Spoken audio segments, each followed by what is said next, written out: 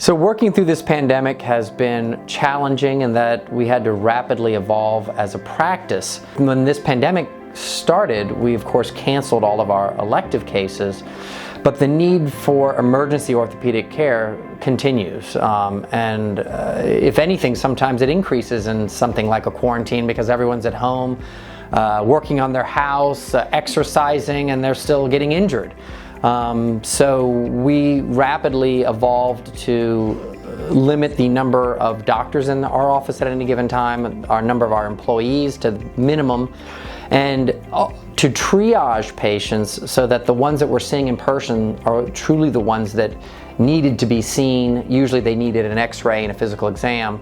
But we quickly got onto telemedicine, and now at least 50% of our visits are telemedicine visits. We've never closed during this whole time.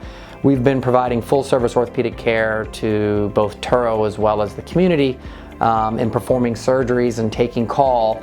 But again, our role kind of evolved and changed a bit. Using best practices that have been recommended by the CDC and other government agencies, what it seems to be the best approach to elective procedures that are urgent or need to still happen is that everyone needs to be tested.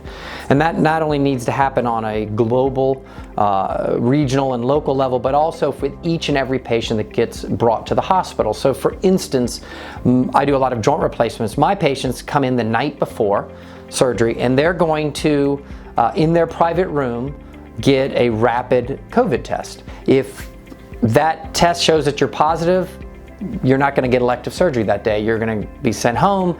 We're going to connect you with the appropriate physicians to treat that if you're having any symptoms, or frequently you're not having any symptoms, but we're going to delay the procedure and retest you, and when you're negative, then that's when it's safe. In addition to that, Turo is now creating entire sections of the hospital that are only going to treat COVID, because this is going to be a problem moving forward for a long time. So there'll be parts of the hospital that are completely clean, which was always the case anyways in most hospitals, but now even more so. And then that will be a completely safe place that patients, I think, will be comfortable coming in for a procedure, and I will be comfortable doing that procedure. To me, hope means not only kind of enjoying the life that New Orleans has to offer, but also being able to practice the kind of medicine that I practiced before this and helping patients. I've seen a lot of hope while practicing through this pandemic at Turo.